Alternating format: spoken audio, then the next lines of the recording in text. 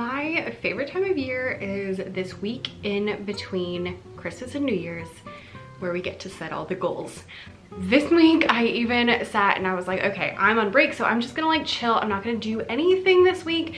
And then I got a little too excited when I started setting my goals and deciding what I want to do next year and just kind of creating a plan. And this year I'm very excited because I feel like I'm kind of at that point where I finally like know how I want to do this. And so as I'm planning next year, I'm actually feeling like things are going to get done. So today I'm going to share all of my little secrets with you for how I plan for the new year, how I set my goals, and just all of those things so that they will actually happen, because if you're not actually going to achieve your goals, there's kind of no point in doing them. Now, before we get started, I want to differentiate between three different terms that kind of get interchanged a lot. So those three are goals. Okay, four. Goals, projects, resolutions, and visions. Those are four different words that I feel like get thrown around a lot at the new year, but people don't really know what they are. So a goal is something that you are working towards. It's typically something big. It can be either a habit you want to instill, it could be a really large project, or it could be a culmination, so like a money goal that you want to earn by the end of the year, things like that.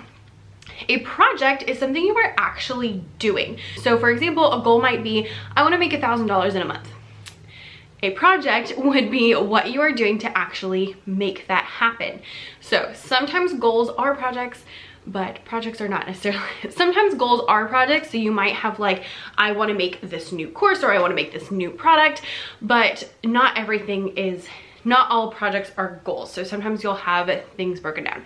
So when you're creating your ideas for next year and your plan for next year, you're gonna wanna set your goals, and then you're gonna wanna have projects for things you can actually do in order to achieve those goals. All right, number three is resolutions. Resolutions are things you are going to either start or stop doing.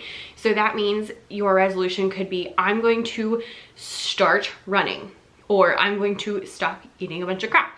Both of those would be resolutions. The reason resolutions get such a bad rap is because they're not super specific and they're not very actionable.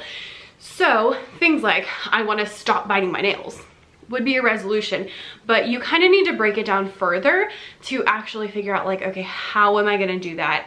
What am I going to consider successful? What am I not going to consider successful? So that's why we're really not going to talk too much about resolutions today. We're going to focus more on goals and projects. The last word I want to throw in here is vision. Vision is kind of your picture of the long term. So by the end of the year, what do you want things to look like? In 5 years, what do you want things to look like? That's your vision. Like literally think of vision as like a picture. What is the picture that you're trying to create in your life or in your business or whatever? Now, if you're new around here, hi, my name's Becca. I help teachers with their online businesses and sell on a website called Teachers Pay Teachers.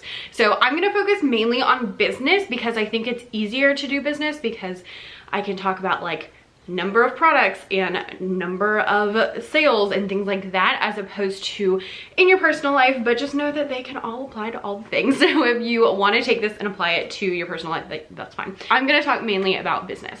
All right, so now that we have those four terms differentiated, we're going to go through the 7 steps to setting your goals. And if you're like, Becca, do I really need 7? Probably not, but we have 7 today because I like, nice specific tips. So the first one is that you're gonna wanna review your past year. So before you can actually decide what you're going to do next year, you need to see where you are, what is working and what is not working.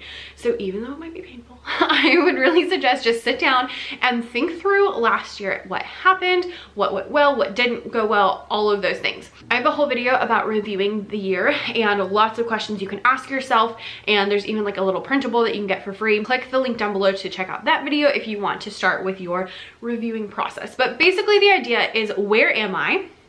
Where did I want to be by the end of the year? And then what is working and what is not working? So that way you can see, okay, these things worked, I'm gonna continue them. These things did not work, I need to change it to something else. When you're reviewing, a really good way to look at it is think, if I continue on the track I'm on, what will things look like in 3 months? Or what will things look like by the end of the year if I continue doing all the things that I'm currently doing?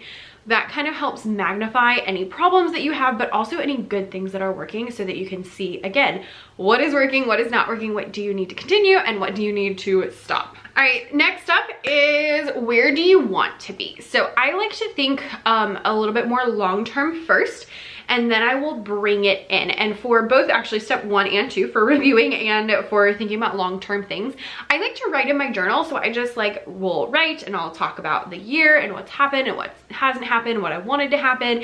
And then I'll talk about where I want to be in 5 years from now. I usually do 5 years from now, and then I'll go to this year. So in 5 years, what do you want your life to look like? Like, where do you want to be living? What do you want to be doing? How much do you want to be working? How much do you want to be making? And just think about all of those things, because in order to figure out what you want to do now, you need to kind of have a vision of where you're headed. Like, imagine a picture of the perfect day 5 years from now. Like, what are you doing? What have you accomplished? What are things that you still need to accomplish?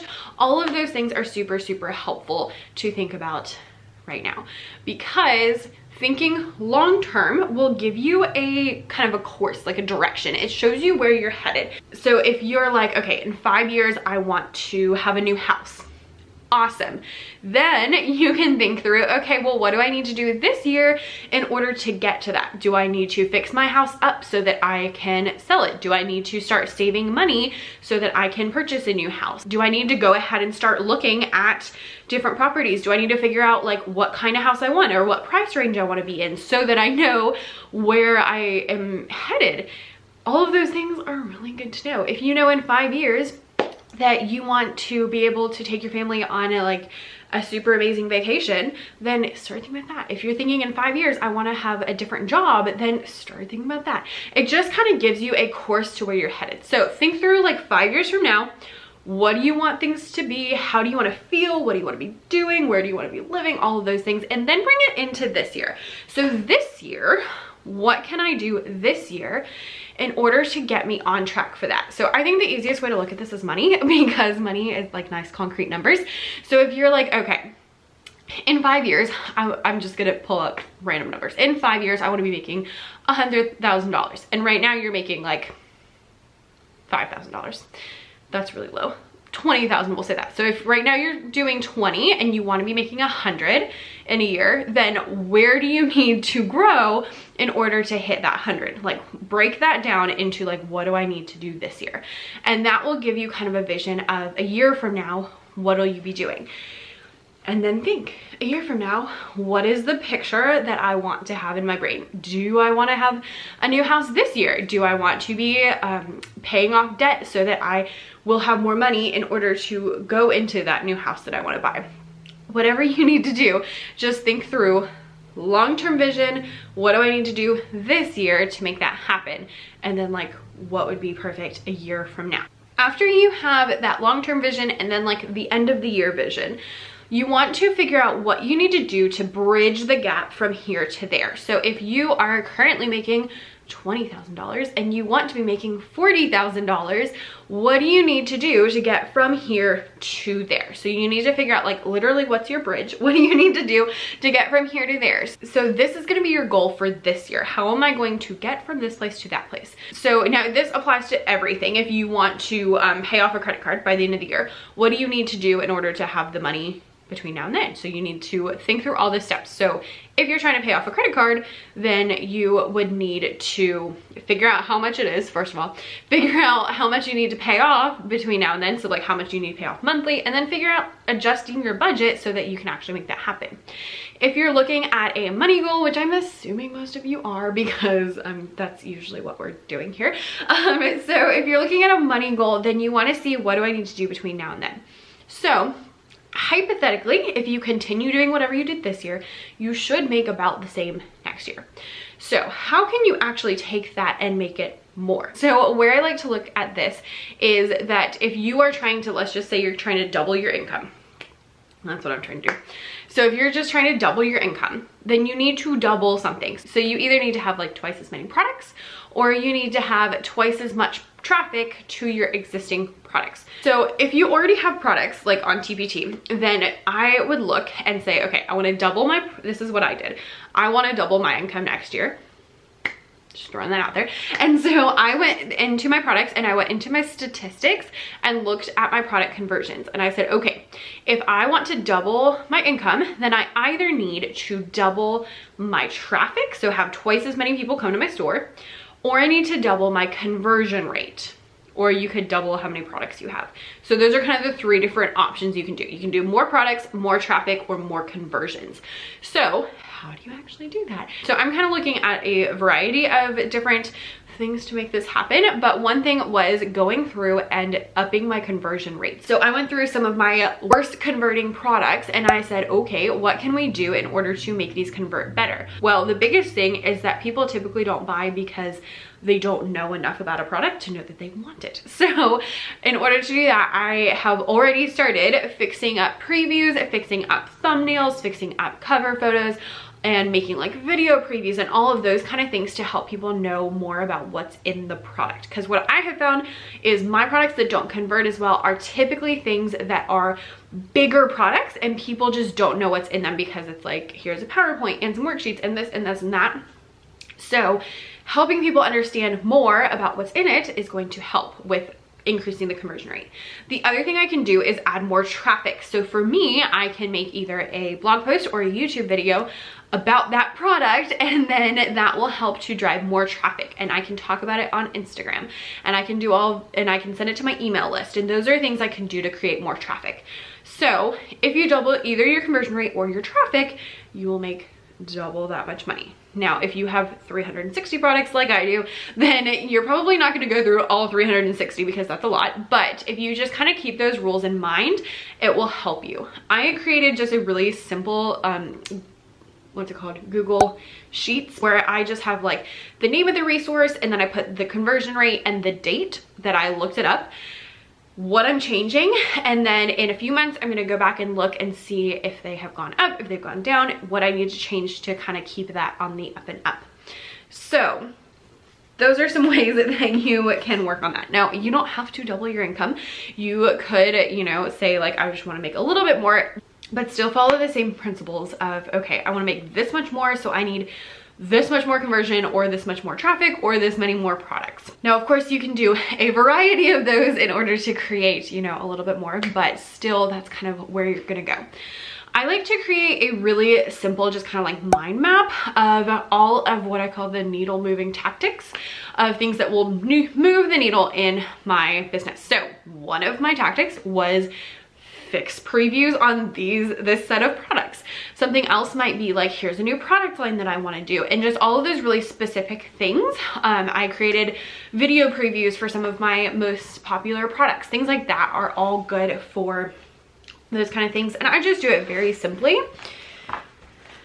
It literally says needle moving tactics, and then I have all of the different things and I just check them off. So this is actually from July to the end of 2020, but I will be doing the same thing for now until about July. I like to focus on either one quarter or like one half of the year because it just makes life easier. So whatever you want to do by the end of the year, you need to figure out how you're going to bridge the gap between here and there. So that might be creating a new traffic source. That might be like getting more people on your email list so that you have more people to talk to, so creating a new lead magnet, or it might be creating a new video, or it might be starting a YouTube channel. I hope you can keep a secret. This year we're going to be talking about creating a YouTube channel and also creating a blog, because I've gotten lots and lots of questions about both of those two things. So they shall be coming. So if you want to make more money, then you need to look at your conversions and your traffic and all of that. If you're like, I don't know what conversions are, conversion rate is how many people went to the page where you're selling things and how many people actually purchased. Whatever that percentage is your conversion rate. If you have more people landing on your product and buying, you'll have more money. If you have more people going to your product and the same conversion rate, you'll have more money. And then if you make new products, hypothetically you should also have more money. So those are kind of the 3 different areas that you can look at, is either more traffic, better conversions, or more products. All 3 of those will help you to bridge the gap between where you are now and where you would like to go. If you're on TPT, I find that typically you will end up making more money as time goes on, because you'll have more products, because you'll have more reviews on existing products, and your other products just have like more time to kind of get found. So there is that. But do what you can to help things out by increasing conversion, increasing traffic, or increasing number of products. So after you've decided, this is what I want to do long term, this is what I want to do now, this is what I need to do by the end of the year, and thought through all of those things, make a stretch goal. So this is probably gonna sound really silly, but after you decide like, this is what I wanna do, make a second goal that's even higher, because typically what I find is that people will make goals that they think they can hit, which is good, but it's also kind of boring, and it just doesn't require as much effort as possible. What I like to do is I create, this is how much money I wanna make by the end of the year, and then I'm like, but I would really like to make this much money. And it's a stretch goal. It's something I don't know whether or not I can hit it. That's why I call it a stretch goal, because you're stretching yourself. And if you don't, like, that's okay. But having that bigger goal, I find, helps you to go a little further and work a little bit harder and just have a better thing in mind. Of course, if I don't hit the stretch goal, but I still hit my normal goal, everything's gonna be fine, but I just have that like higher sight. So I'm kind of like, you know, if this is how much money you want to make and this is your stretch goal, if you land here, you're still gonna be higher than what you wanted to do. So I like to do a stretch goal because I think that it makes things more exciting, and it gives me a better target to look at and a higher target to look at, and kind of makes me just work a little bit harder, and it makes it a little bit more fun, because I feel like if you know you can hit a goal, it's kind of boring. If you're not sure if you can hit the goal or not, that's where it gets fun. So make a stretch goal. You don't have to tell anybody your stretch goal. It can be like your little secret. I'm not gonna tell anybody mine. I'm not even gonna like post it anywhere, but it's in my brain that I'm like, this is how much I really want to make. All right, after you have your goal in mind, then you want to create all of your smaller goals. So if part of your goal is that you want to have 100 products next year, then how many products do you need to make each quarter? So each quarter you would need to make 25 products in order to have 100 by the end of the year.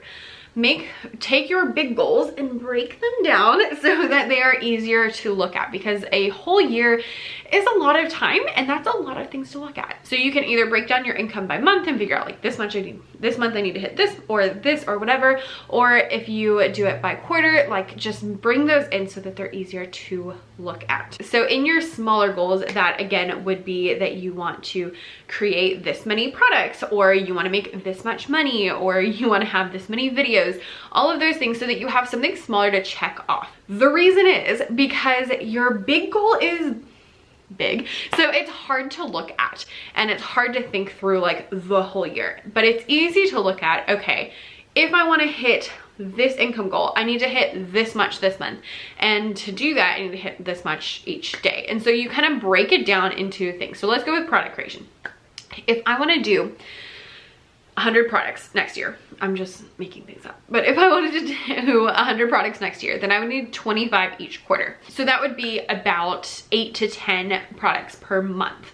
So for each month, I then would need to decide what products I'm making. I need to create them and do all of that. And as I do each of those things, like once I decide, okay, these are the products I'm making, I can check that off my list. Then once I make, you know, the first couple of products, I can check those off my list. So when you get to the end of the year, you will not be surprised. It's not gonna be like, oh, look, I made that many products. You already know you made that many products because you were checking them off as you go. Same with money. If you're like, I would make this much money, how much do you need to make each month? Check it off as you go, so you will know whether or not you're gonna hit it by the time you get there. Same with email subscribers, same with YouTube, like whatever it is that you're looking at, you should be able to check things off as you go.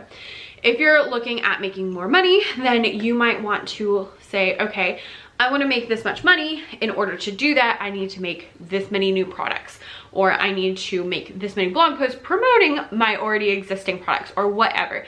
But make all those little things that you can actually check off throughout each month in order to make life easier.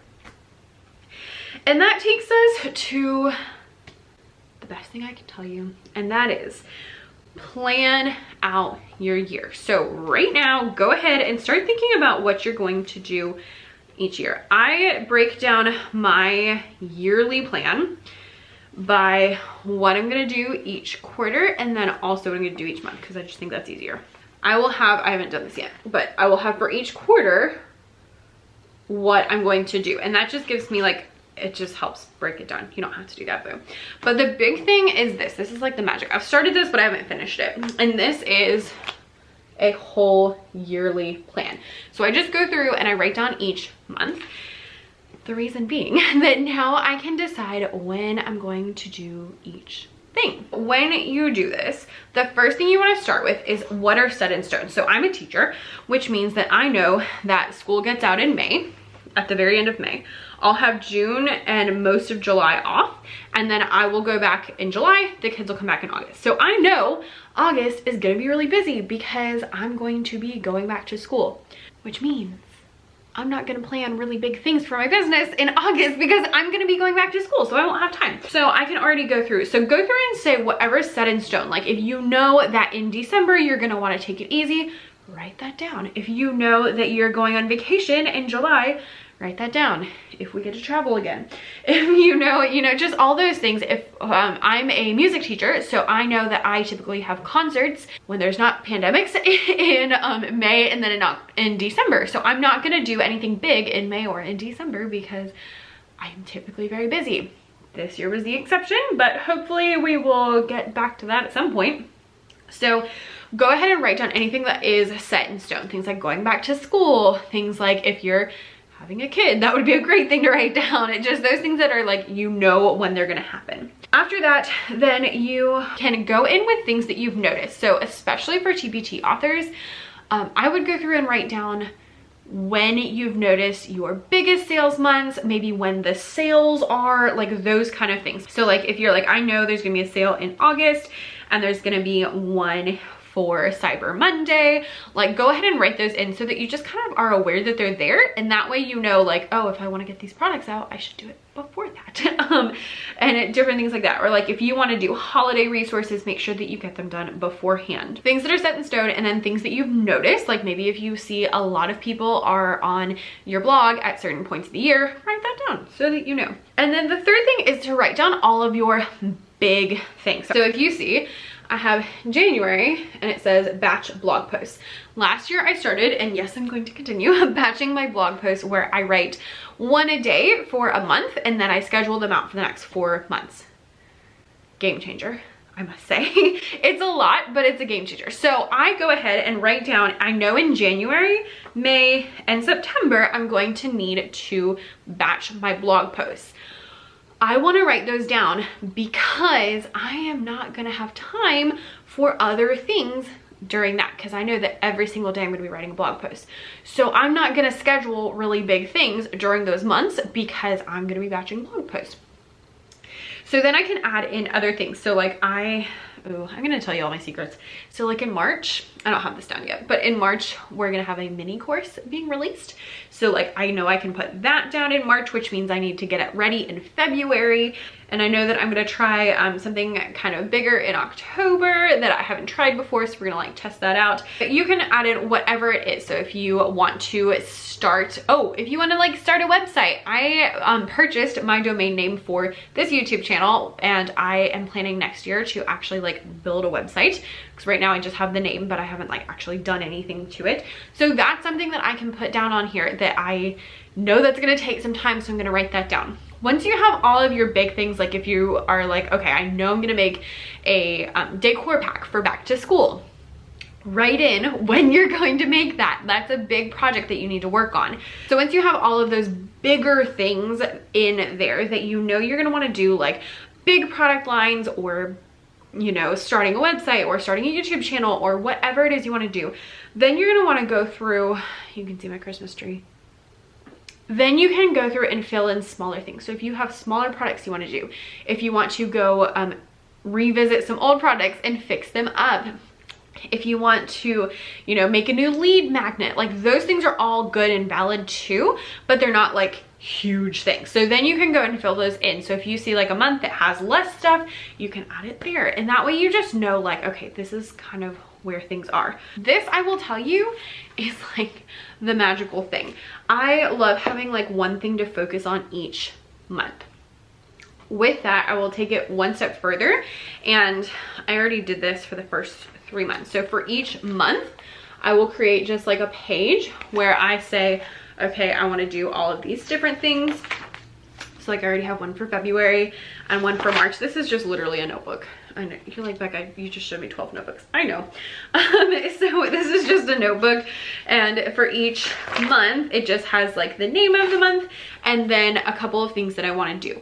I only do this for the first 3 months of the year, so that's the first quarter, and I really only focus on January. So you can see like January is already pretty much completely filled out. I need to add things over here. So what I've shown you this before, but basically it's just, here is all the stuff I want to do this month, and then I break it down by the week. And those are all of my little goals and bubbles that I can check off, so I know, okay, if I'm checking off these things, it's going to help me on the monthly plan. So I know as I'm checking off each of these things, these are things I'm checking off to get closer to my long-term goals, but they're like the little micro goals. So they're split up into very small. And so this is the final step in my goal setting process, is figuring out long-term what I want to do, and then figuring out like, okay, what do I need to do this month in order to do this? And the reason I do actually both these things, so why I do this and then also the month, is because I found that I was having a hard time figuring out all those things I needed to get checked off, because I was only looking at like each day what I needed to do. And so I needed to kind of zoom out and get like a bigger picture. So when I'm trying to decide what am I doing today, each month I'll sit down with this and I'll say, okay, this is what I have down for January. And then I say, okay, those are all the things, I'll put those in. And then any other things I need to do, I have a really long list of products that are probably not gonna get done, but it's okay. And then I know that each day I can go through and I pick things from this list to work on. So I'm not just like making up random things. I'm actually looking at what I had already planned, and making a plan and sticking to the plan is going to be the biggest way to actually achieve your goals this year. That was a lot of talking. So I hope that helped a little bit. I'm gonna give you 2 little hints for your goal setting process. So if you are like, I wanna set a goal, but I have absolutely no idea how much I can make, I would say, look at how much you made in the past 3 months, average that out, and then multiply it by 10. Why? Because especially if you're newer, typically your income will grow more each month. So that's why I like to look at the last 3 months and average those out, and then multiply it by 10, because if you are here, you're probably a teacher with a teacher business, and we don't make a lot of money in June and July because people just aren't buying things in June and July. So that's why I multiply by 10, and that's how much you can kind of expect to make next year. And then decide, okay, do I want to stick with that, or do I want to make more? So you could do like, I want to make the same amount, that would be 1 times. You could do like, I want to make 1.5 what I just made, or I want to make twice as much as I made, or you can make it really big. I would say 1.5 is like kind of a safe place to be, and twice as much is kind of a stretch, but it is doable. When you get a lot more than twice as much, then it's like a lot harder. So if you're looking for an actual number and you're like, I don't even know what number to set, average the last 3 months, multiply that by 10, and then decide, do you want to stick with that, or do you want to make more? And then, you know, realistically, what do you think you can do? And then pick your stretch goal that's going to be even more. And the last thing I'm going to say is, if you just started and you're like, I have absolutely no idea how much money I could possibly make, just pick a number, and then as the year progresses, it's kind of check in each month and say like, okay, did I hit that? Am I gonna hit that? Is that like realistic? Is that way too much? Is it way too little? Because you just don't know. If you know, I made $7 my first month, so I was like, I don't know how much I can make. I have no earthly idea, but I just kind of picked numbers. And one thing you can do is kind of do like stepping stones. So I was like, okay, well, let's get to my first month of $100 in a month. And I was like, okay, let's get to my first month of like $500. And so I did kind of like stepping stones like that, as opposed to a full year long, like this is how much I want to make, because I just had no idea. So I hope that was helpful. It was super long. I feel like I've been talking super fast, but my goal is that you now can set your goals and actually achieve them with this magic that's upside down. So to summarize everything, you want to make sure that you review where you know where you are and how the last year went. You think long-term, like what your vision is. Bridge the gap between now and that vision in 5 years from now. So what do you need to do now in order to get there? Create a stretch goal. Break that down into smaller bite-sized chunks. So again, if you're trying to do 100 products, that's a lot of products, but it's okay. If you're trying to do 100 products, break it down into, okay, let's do 25 each quarter, 8 to 10 each month, and then plan those out for when you will do them. You do not have to make 100 products next year. It's a nice round number, and we like round numbers when we're doing math in our head. So that's kind of your plan for today. So go do that. If you need help with the reviewing, then you can check out the link down below for the other video. And yeah, let me know in the comments. I would love to know what some of your goals are. You don't have to tell me everything, but maybe just tell me like one thing you want to do next year, and I look forward to seeing them. Thank you so much for watching, and I will see you guys next time. Bye.